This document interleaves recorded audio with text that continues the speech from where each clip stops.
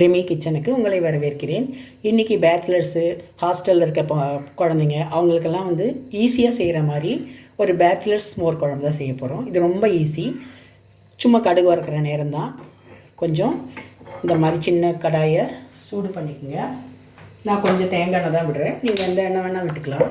கொஞ்சமாக தேங்காய் எண்ணெய் விட்டுட்டு அதில் கொஞ்சம் கடுகு வெடிக்கணும். கடுகு வெடிக்கிறது இது ரொம்ப ஈஸியானது. சட்டுன்னு நம்ம ஆஃபீஸில் தான் அவங்களுக்கு குழம்பு இல்லைன்னா சாதம் மட்டும் குக்கரில் வச்சுட்டு இந்த மாதிரி ஒன்று மோர் குழம்பு, ஈஸி மோர் குழம்பு செய்து சாப்பிட்டுடலாம்.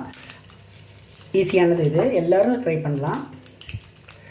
இப்போ அது வெடிக்கட்டும்.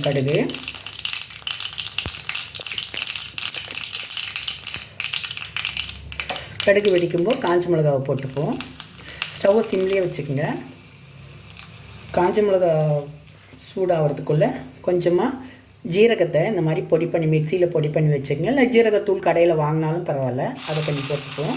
கொஞ்சம் மஞ்சத்தூள், கொஞ்சம் மிளகாத்தூள். இதை போட்டுட்டு ஸ்டவ் ஆஃப் பண்ணிடணும்.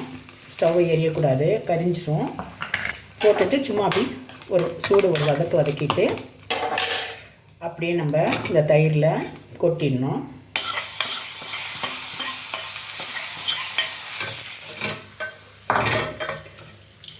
தயிரில் கொட்டிட்டு கிளறிக்கணும். தேவையான அளவு உப்பு போட்டுக்கணும். ஸ்டவ்வெல்லாம் ஆஃப் பண்ணிட்டேன். ஸ்டவ்வெல்லாம் ஆனில் இல்லை.